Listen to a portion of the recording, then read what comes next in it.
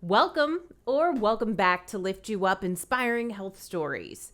I'm your host, Tamika Bickham. I'm the founder and chief storyteller of TB Media Group, but for the purpose of this podcast, I am your health and happiness matchmaker.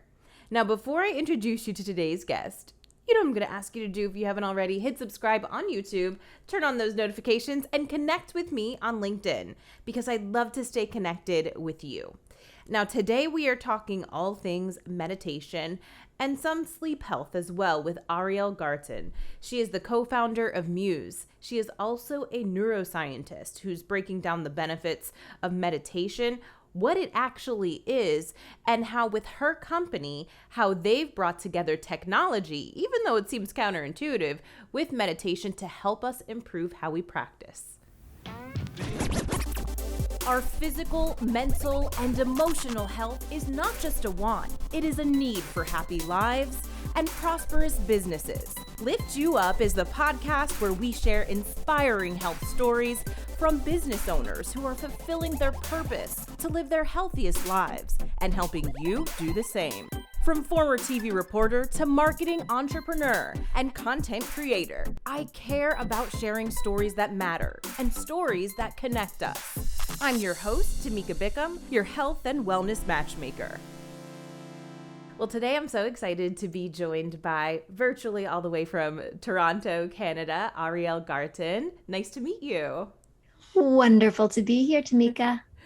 So I'm so excited to hear more about your story because you have a long list of accomplishments here. Neuroscientist, you are a former psychotherapist, a former fashion designer, and also the co-founder of Muse. And actually, before we dive in, I know we also have another guest who's here on the call, who we should say hi to, Artemis, who is just 11 weeks.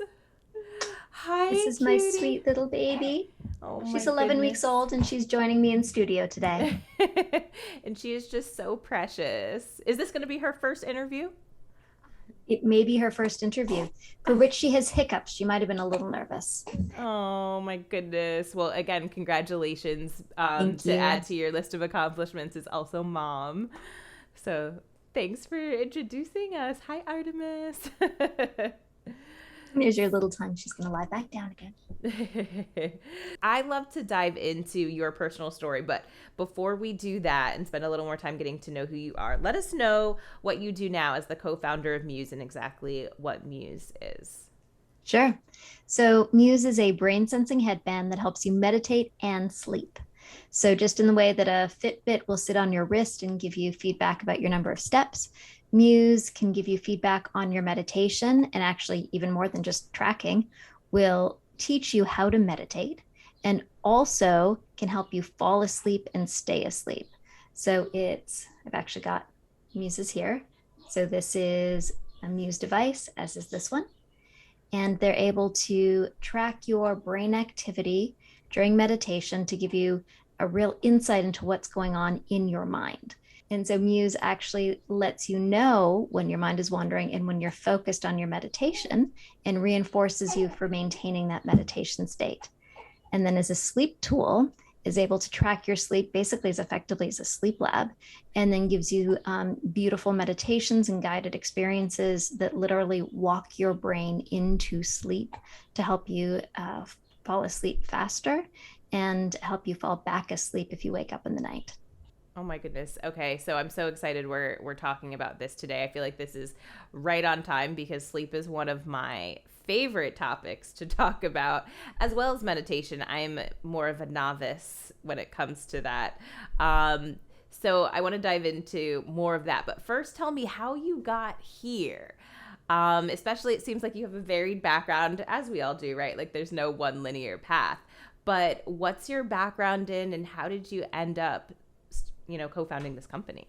So I grew up both as an artist, really inspired by my mom, really emotionally engaged in the world, creating things that, created experiences of beauty. Grew up with a very entrepreneurial streak. I was the kid who sold lemonade with raspberries in it because it was, a better customer experience and you could make 25 cents more. And I also then became very fascinated by science, because as I was thinking about these emotional experiences that we were having, like how we see the world, how we feel the world, I really wanted to understand how it was that we created those experiences in our own mind. And so I went to school for neuroscience. At the same time, continued my art career in fashion and did all sorts of things and started to weave together those threads. And then by about 2002, I started working in a research lab with a gentleman called Dr. Steve Mann. He was the accredited inventor of the wearable computer. And he had this early brain computer interface system that he'd been using. And so, with my background in neuroscience, my interest in creating art and experiences, we started to collaborate with a few other people, Chris Amony, who then became my co-founder, and we began to create experiences where by putting an EEG electrode onto your head, you could change or track brain state, and from there create sounds that would let you know what was going on in your mind. Like, can tell your thoughts, it's just really big changes in state. So when you're focused, when you're relaxed, and then we extended that many years later into when your mind wandering. And so from there, I said, like, wow, we can take this out of lab and really create something that's going to be very valuable for people. And so I got together with Chris, who was an extraordinary engineer and artist and technologist, and one of my dear friends, Trevor Coleman, who really got like creating experiences. And it turned out was also practicing Buddhist. And so meditation was something that was very dear to him. And we started to figure out what we could do with this that was really going to improve people's lives. And I, in the meantime, was training as a psychotherapist, and in my own private practice as a therapist was working with people and teaching them to meditate, because that was a frontline intervention for so many of the things that we come into therapy for, anxiety, depression, relationship issues. I was teaching my patients to meditate. I was struggling with it myself. And it was like, if there was only something that could really help you do this. And together, Chris, Trevor, and I came up with the realization that you could use this device to actually give you feedback on your meditation and let you know if you're doing it right and what's going on. And that's where Muse was born. And it was, really the like driving purpose. If we could only get more people to meditate, the world would be a better place. And it seems, counterintuitive to use technology to do it, but it really worked.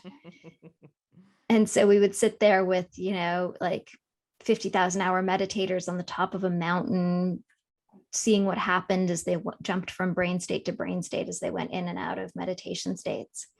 And then we, over time, really took this device and built a tremendous experience around it that really made you feel like you could really connect with yourself. And now over 400,000 people around the world have used Muse to either start or enhance their meditation practice. I love that you had that dual interest in both art and science, because I feel like a lot of times the two don't always come together. And I feel like I was always kind of that person who liked science and math, but also really loved creative expression and dance and the arts. So I love that we kind of have that in common, and those two came together, and also to create this.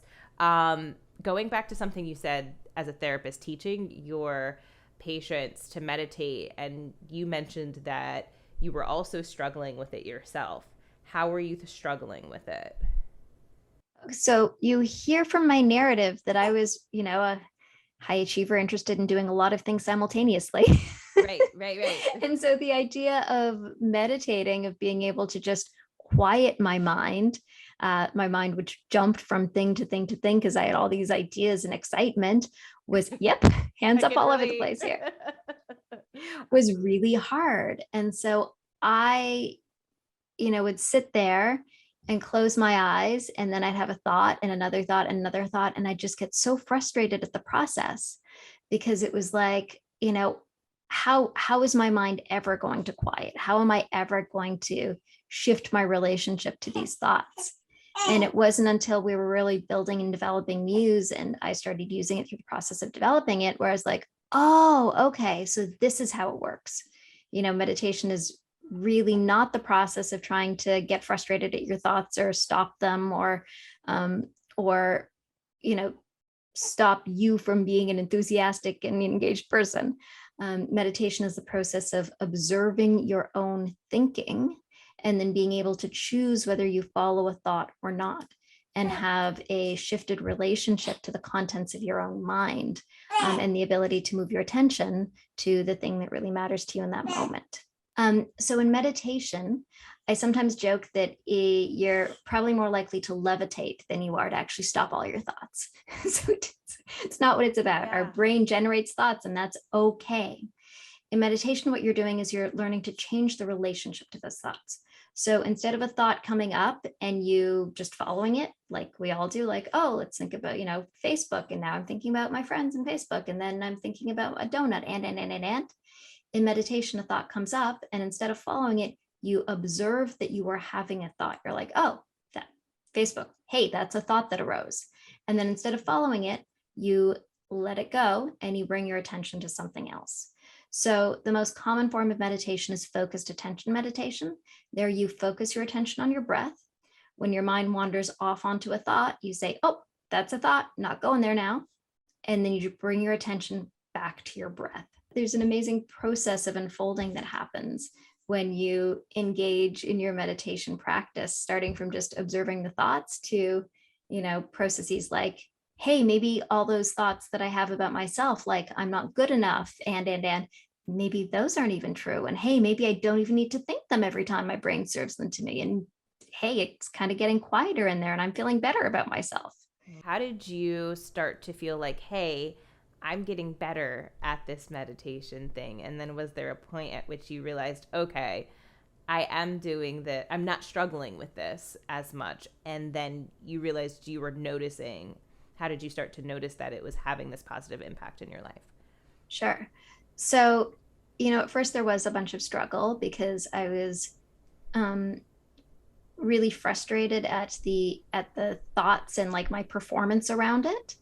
And so using Muse, honestly, for me was the turning point to be like, oh, this is what I'm supposed to be doing. Okay, this makes a lot more sense. And the kind of process of me understanding its impact was pretty quick once that kind of realization happened. I started to notice that I was less distracted, because one of the things that happens is your thought pops up, you follow it, and all of a sudden you're distracted. You're now thinking about something else, not what you're doing. I started to notice that when I was having a conversation with someone, I could be like, oh, hey, my mind is wandering. I'm not actually listening to what they're saying. That's weird. All right, back to what they're saying. And then, as this evolved later and later, I've now been doing this for many, many years. Now the kind of impact that I'm seeing is in my ego and my relationships. So, my husband will say like, oh, you didn't load the dishwasher right. And then in the past, I would have had this defensiveness that came up that was like, what do you mean I didn't load the dishwasher right? Like, right. There's many ways to load a dishwasher. And frankly, like I probably didn't load it right. Now I'll be like, oh, I'll sort of like notice that I might have a little resistance that comes up. I might even notice that I have the beginning of a thought of being angry about it. And then I can see what I'm doing. I can see my behavior and say, hey, I don't need to go down this path anymore. It's okay that I loaded the dishwasher wrong. And I can be like, oh, sorry, hon, you're right, and change. Mm-hmm. So, it took a long time to get to there.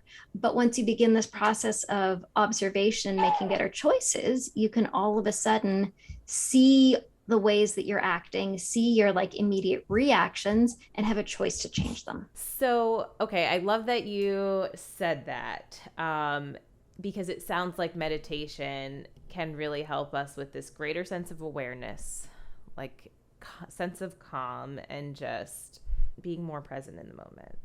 Totally. So the more present in the moment arises because it's the difference between being caught up in your thoughts and being in the here and now. Yeah. So when a thought comes up, you're not in the present, you're in your head about something that will happen or something that did happen or something you hope won't happen. And when you're able to let go of that and bring your attention on something like your breath or the person who's talking to you or the sweet little baby that might be in your lap, when you're able to put your attention there, you're in the present moment. You are here and now. And when that happens, you're like, oh, the trees look really bright and green. This moment is actually really lovely. This person's actually really funny. And then you're really in the here and now. So I want to go back to something that you said, kind of diving into Muse a little bit more. And what you said around it being seemingly a little bit counterintuitive with using technology to really track how you're meditating.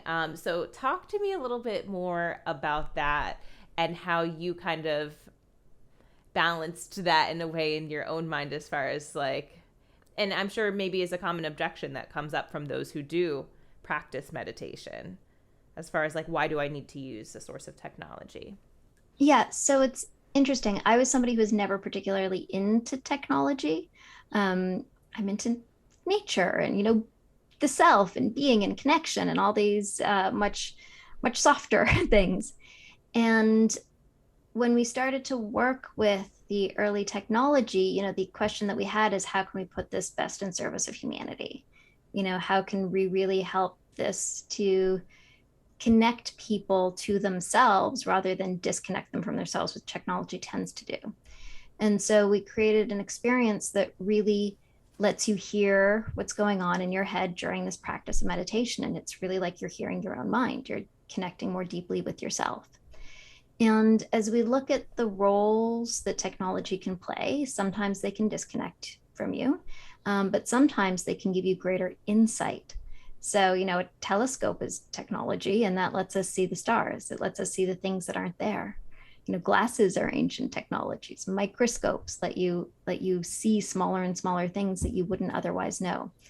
A mirror is a form of technology. You look at it and you're like, oh, I didn't realize that, my hair was kind of funny on this side. Let's just smooth it down a little bit. Okay.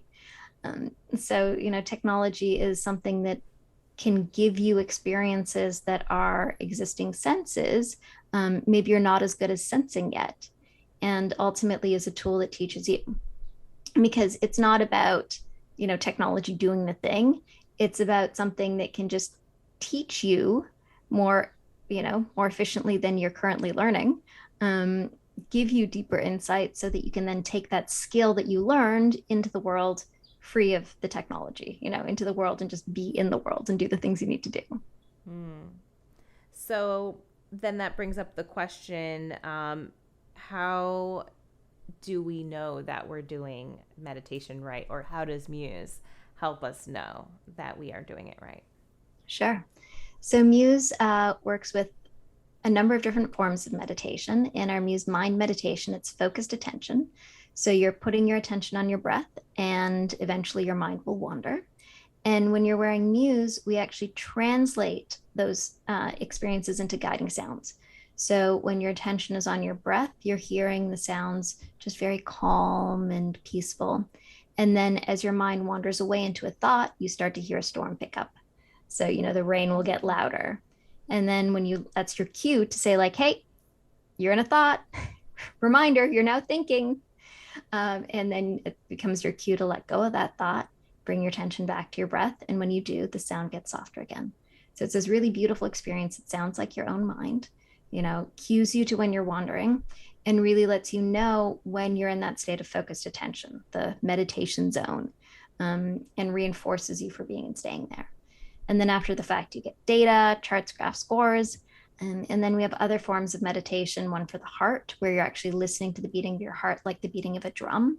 And it tunes something called your interoception, your ability to sensitively understand your internal state. And research has shown that those that have greater interoception can have reduced stress, because you become more aware of what's going on in your mind and body and are better able to make the shifts and changes to improve. We also have breathing exercises, and then a full library of guided meditations for everything from, performance, leadership, relationships to being frustrated standing in line. Oh my goodness. This is really cool. Like hearing this, because I feel like I've started meditating like on a regular basis a few different times in my life, but I feel like there was always, I don't know, life gets busy, whatever, you know, all the excuses we come up with that I didn't stick with it. Um, and a lot of times why I ended up going back was because I was having trouble with sleep, either not sleeping through the night or just having some issues with insomnia. So I would always prefer to meditate in the evening because it would actually help me fall asleep and relax all the different things that were running around in my mind. So, how does meditation help with sleep? And is Muse something that you can wear when you sleep? And if so, how does that help? Sure. So, meditation has been demonstrated to really help sleep. It's the number one reason that most people say they can't fall asleep. It's because your mind is racing with all of these thoughts. Yeah. And what meditation teaches you to do is to let go of your thoughts and bring your attention onto something neutral. And so, as you practice meditation, particularly in the evening, it reinforces your brain's ability to be like, oh, all these thoughts I'm having, I don't actually need to be thinking them right now. Okay, let's let them go. And amazingly, when you let them go and, calm your mind and body, typically you fall asleep. And then another way that meditation really helps is it can reduce your anxiety and stress overall. So, when you wake up in the middle of the night, you often wake up because you're already stressed about something. So if you have a practice that reduces your stress, that really helps you sleep better. And two, when you wake up, you often have anxiety about not sleeping. You're like, oh, it's 1 a.m. Yes. I'll never sleep. I'll do terribly at work tomorrow. And then you have all of these thoughts that ramp back up again. So if you just wake up and you go like, oh, it's 1 o'clock, let that go, deep breaths, calm my body, bring my attention elsewhere, you probably will fall back asleep. So with Muse, as we were helping people with their meditation, we actually heard that a lot of people were meditating at night to help them sleep. And so we created this device, which is Muse S, which is a soft, comfortable headband that you can actually wear during sleep. And we took what was the typical meditation experience to help you fall asleep and added some other really fancy features that we called the digital sleeping pill. So as you're listening to your guided meditation to fall asleep and doing your deep breathing or listening to a soundscape or a sleep story, the audio actually changes based on your state of wakefulness in a way that can cue your brain to help you fall asleep faster. And in a study by Dr. Adrian Owen's lab, he demonstrated that using Muse for 6 weeks for sleep improves sleep quality by 20%, including helping you fall asleep faster and fall back asleep. Sold.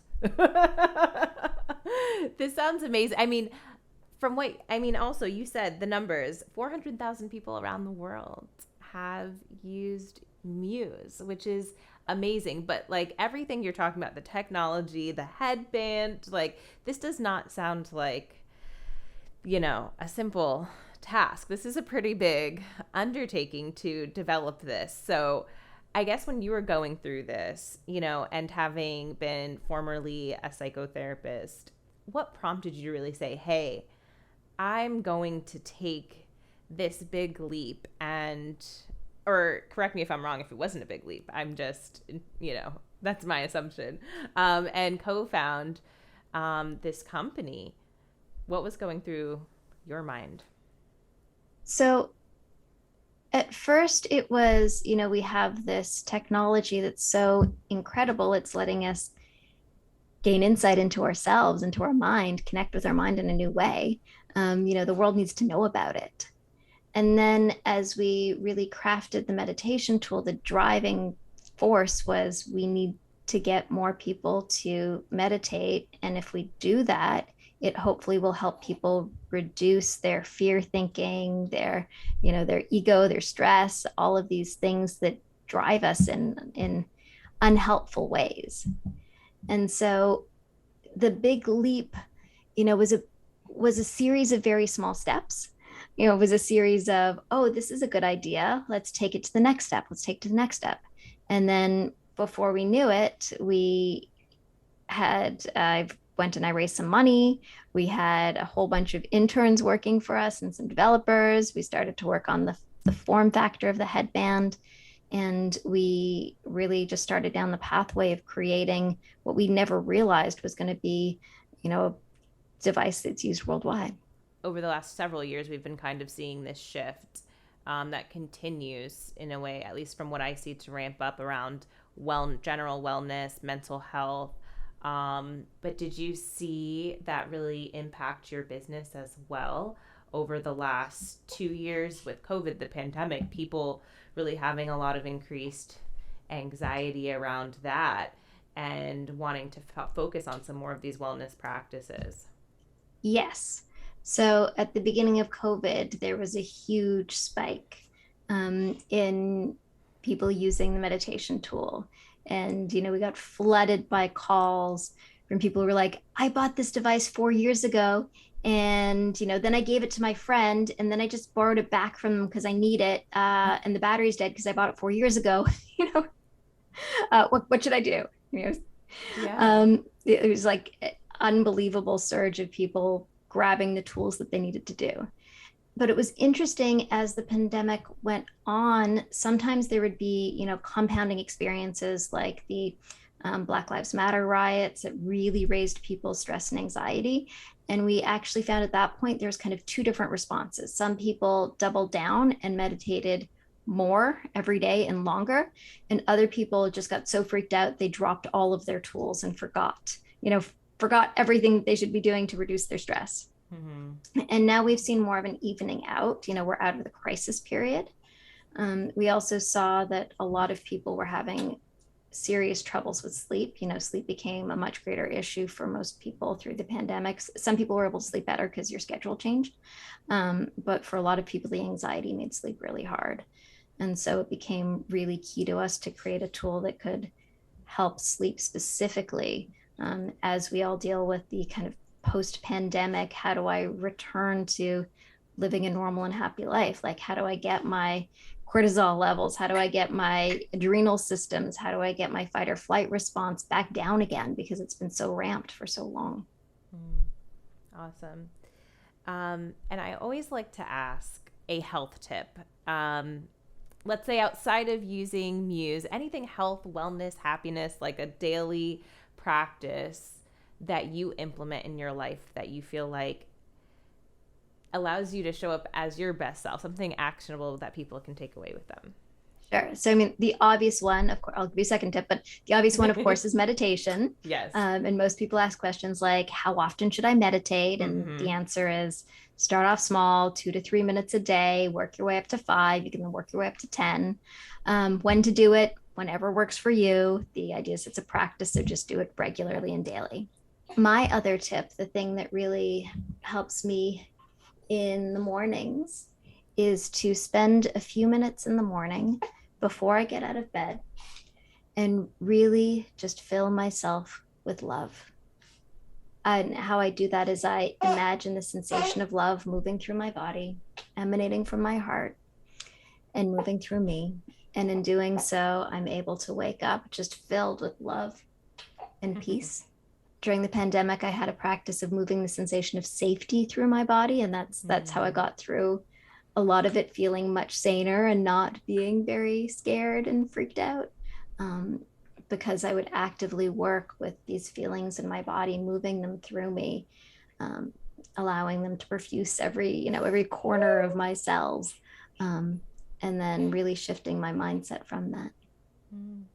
Those are great tips. Meditate for sure. You've inspired me to get back on my practice as well, and taking those few minutes before you get out of bed. And maybe whether it's love or, like you said, safety, maybe it's another positive feeling that helps you move into the day. But I really like that tip. Actually, personal question. So for you, how long do you meditate each day? And when is your preferred time of day for you to meditate? Sure.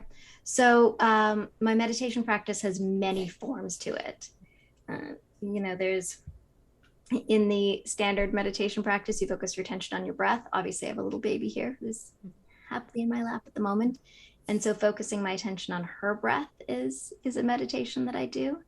So I will do a 10-minute formal practice, but then throughout the day, I'm always checking in various ways. Like I'll just sit and I'll, just take a few deep breaths to calm my mind and body. I will focus my attention on her and her breathing. I will, if I get, ramped from something, I'm having that fight with my husband that we always have, I'll take time out then, and I will really observe what's going on in my mind and body. And throughout the day, I will have thoughts that arise that, are not true, helpful, useful, etc. And I'll be like, oh, right, we can let that one go now, back to the task at hand. And so it becomes, there's the formal practice of meditation, but then there's also the continuous experience throughout the day where you're now applying these skills to help you live clearly, calmly, joyfully as the day goes on. Yeah. And like you said, observe that thought. And if it's not useful or helpful, hey, let it go. Back to the task at hand. I love that. And I think that's a great thing to keep top of mind and, be aware of for myself. Yeah. And it's not always easy to let those thoughts go. They might come back and back and back, and that's okay. You just keep going on the practice. And the more you can for a millisecond move your mind away and onto something else, the more your brain and body learns that, like, hey, I don't need to attach to these thoughts. Mm-hmm. Hey, they're not actually, useful. We don't need to reinforce them. We can bring our attention somewhere else. So it's kind of like training yourself. You're, like you said, your brain and your body. Yes. Awesome. I love this. Is there anything that I didn't ask you that you want to talk about? If there's a last thought to share, it's that we are all capable, amazing human beings. And sometimes our thoughts and fears get in the way of feeling that. And it's actually okay to be able to move them aside and to get in touch with the amazing, capable, beautiful person that you are. I love that. That's such an amazing, positive note, which from this conversation, of course, I would expect nothing less to end this on. And lastly, just tell everyone where they can learn more about Muse, find Muse, check you out, social media, website, all the good stuff. Sure. So you can find Muse at choosemuse.com, CHOOSEMUSE, Choose Muse. You can find us on all the socials, handle at Choose Muse. You can find me on Instagram at Ariel's Musings. And I have a podcast called Untangle that I co-host with Patricia Karpus, where we talk about meditation, the brain, tools and techniques to make your mind and life better. And you can find that at Untangle Podcast. Untangle Podcast. Love that. Another one I want to add to my list. This is really wonderful. I've really appreciated all of your insight, actionable tips and information, and also sharing with us more about Muse. So I'm excited to check that out as well. Thank you so much. I'll make sure that we link all of your links, social media, everything below in the show notes as well. And have a wonderful, wonderful day. You and Artemis. Thank you. Thank you. This was wonderful. And I have a beautiful sleeping Artemis in my lap. Oh, good. Thank you. Even though we've done several episodes here on this podcast about meditation, I still feel as though I learned something new that really will help me with that practice. So I loved this episode. I love my conversation with Ariel. I hope you did too. Make sure you find all of her contact information as well as Muse's contact information below in the show notes so you can connect with her and also connect with me. If you haven't done so already, I don't know why not. I'm all of the places. You can find me on Instagram, Facebook, LinkedIn, YouTube. That's where I'd love for you to hit subscribe because you know what? We come back every other week with new episodes and I'd hate for you to miss out. So until I see you back next time, because I know I'll see you then, stay happy, stay healthy.